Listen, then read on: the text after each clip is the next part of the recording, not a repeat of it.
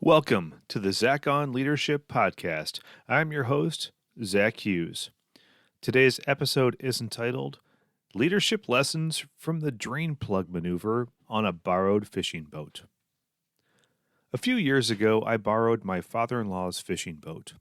Before I left, he showed me how to operate it and deal with any particulars. One piece of instruction grabbed my attention. After a few hours on the water, you'll notice that it will start to fill up with water. When that happens, just bring it up to speed, pull the drain plug, and it will all drain out. Then put the plug back in before you slow down. He said all of this with a relaxed tone, as if he had done this maneuver 100 times without incident. Many of you would have left the boat right there. I decided to just go with it. How hard could it be? Out on the water. Then I went on the water on my own. The boat worked well, and we had a great time fishing. After a few hours of use, I noticed a buildup of water around my feet in the rear of the boat. It was time for the maneuver. I remembered everything my father-in-law told me, but now all of the ways this could go terribly wrong became very obvious to me.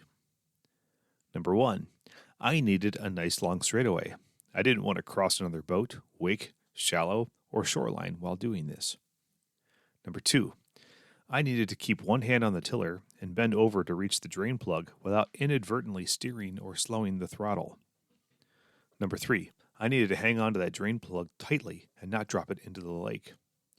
Number 4, I needed to look straight ahead and behind me, where the drain was, simultaneously to maintain situational awareness.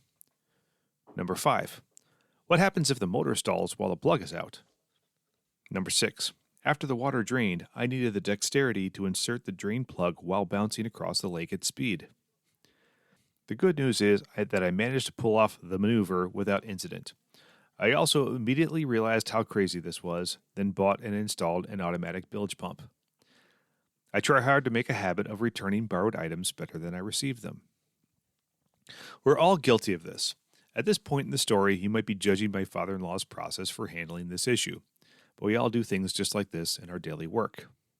Once upon a time, I developed, customized, and extended a user activity report for a platform I managed. The complexity I had to go through to generate the report was on a Rube Goldberg scale. Because it was my own creation, and because I performed the steps regularly, I could reproduce it with minimal effort. However, I had no hope of ever handing it off to someone else.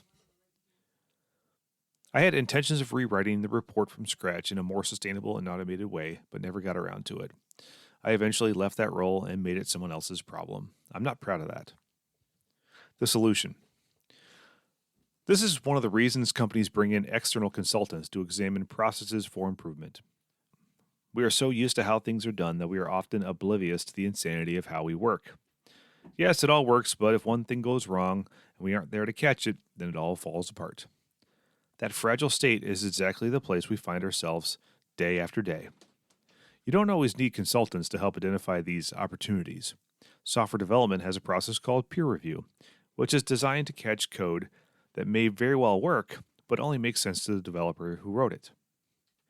I heard about a company that forced all employees to take week-long contiguous vacations every year so they could find and fix control weaknesses in fragile processes that were too dependent on a single person. It's your turn to install the bilge pump. I told this funny story because it's extreme and memorable. You probably thought to yourself, I'd never do something crazy like that. Hopefully, you see now that we all do. It's human nature. Only when you hire a consultant, conduct a peer review, hand off during a vacation, or lend out your boat, do the chronic process problems really get addressed. It's humbling to let someone else see your mess of a process. Be gentle, then pay it forward. If someone lets you borrow their boat, make sure you return it better than you found it. That's all for this week's episode of the Zach on Leadership Podcast. Thanks for listening.